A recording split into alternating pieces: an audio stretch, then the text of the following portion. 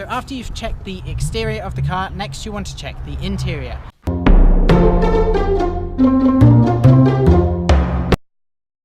Now, if you're buying a normal car, then you want to have a look over at the interior of the front first. Make sure there are no big rips in the seats. Now, small rips like this or little pieces of damage for a car of this age will be normal. As long as it doesn't affect the structural integrity or the safety of the car, it'll be fine. So this is fine. Check the seat belts, make sure that they're not frayed or there's rips in them, because this is what's going to keep you safe in a crash. This is all good here. Next thing, you want to check that there are no big dents or anything missing or broken. The handbrake, the gear lever, these indicator and windscreen washer sticks. Make sure the ignition lock looks nice and clean and the key can move in and out. Very good. Now, the next thing you want to check is on the floor here. So make sure you take up the carpet and look to make sure, feel if this is wet. If it is wet, then it could be leaking from underneath and there could be rust under here. In this case, it's dry, it's all's well. Check on the other side as well. Now, if you're buying a normal car, then go and check the back seats and back footwells as well, the same as you did for the front. However, if you're buying a camper van, then the back interior is as important as the mechanical health of the car, as this is where you'll be living and eating and sleeping and such for most of the time. Now, there are two different types of vehicles that you can get. There is a self-contained and a non-self-contained. This car here is a non-self-contained vehicle. However, if you're inspecting a self-contained, then go and check out our video, which is linked somewhere, and this will explain what a certified self-contained vehicle should legally contain inside. However, in this video, we're just going to be going over the features of a non-self-contained vehicle. Now, on our checklist, which was mentioned earlier, it has a section on if you're looking at a camper van and what amenities does it have, and also what would be useful to have as well. So make sure you have a look at this checklist if you've printed it out, and then you can get going inside. Now, in this car, first of all, we have storage space. So this is located at the back. So first of all, we have a shelf that hangs off the table here. You can unhook it, and underneath the barrier inside there are boxes for where you can store clothes. There's another box here, and that there is a water tank as well. So a water tank is always helpful because you'll need water when you're cooking, you'll need water for drinking. It's always good to have a big supply with you. So then also you'll have storage space here in this car. So you undo these, and then you can see there are shelves where you can store gas canisters and food, one beneath there. And then the same occurs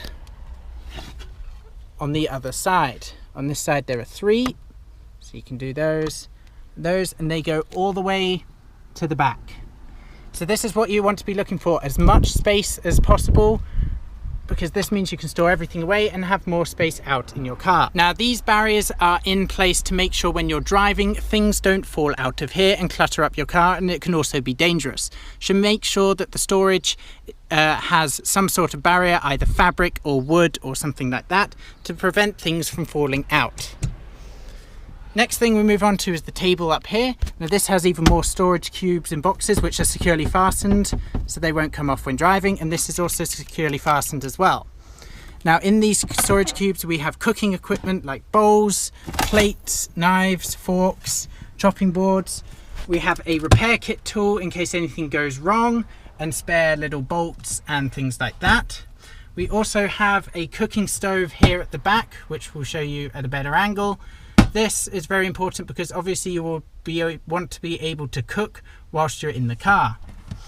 Then also just check for other little things. This has jump cable leads, which are very useful in case your battery goes flat.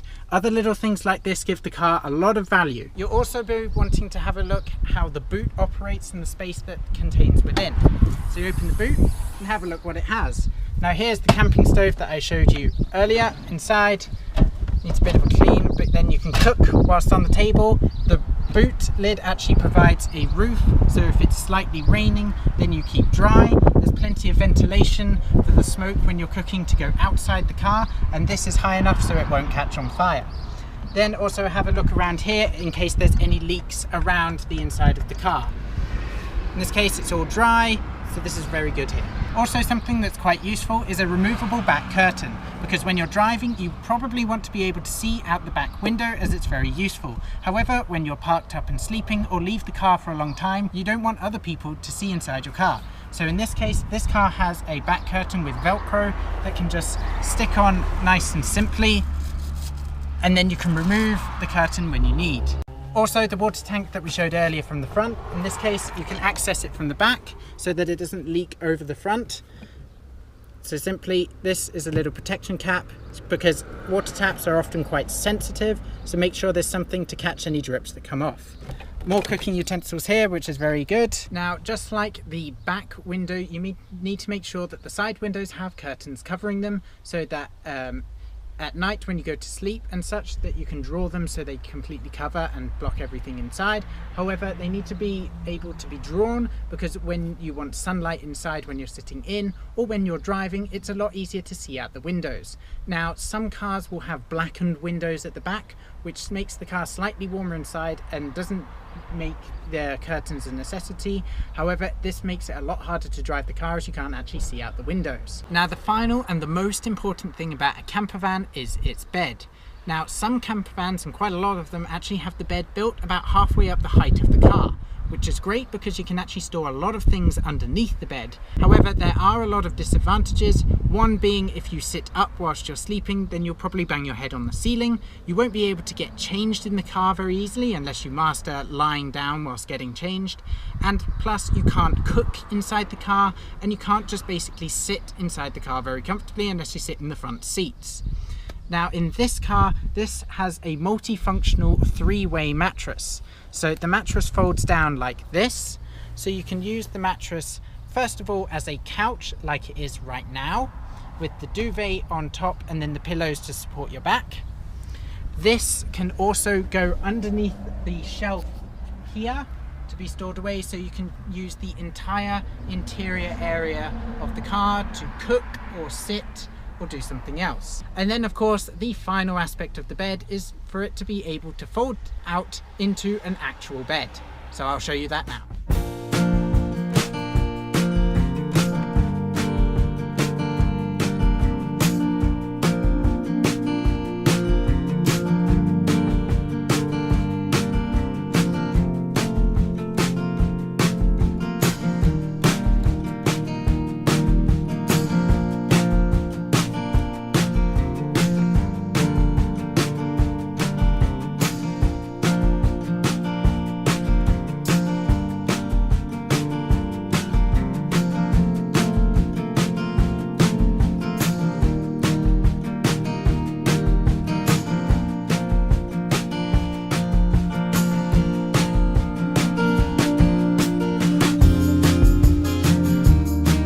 Can see this bed is perfectly big enough to sleep 2 people. Most will be the limit of around 2. Sometimes you can get 3, but that's very rare. Okay, so if you're happy with the mechanical health and the interior of the car, then you should go and take it for a test drive. Now, you should only take it for a test drive if you're actually seriously considering buying the car and making an offer. Otherwise, you're just wasting the time if you're not interested.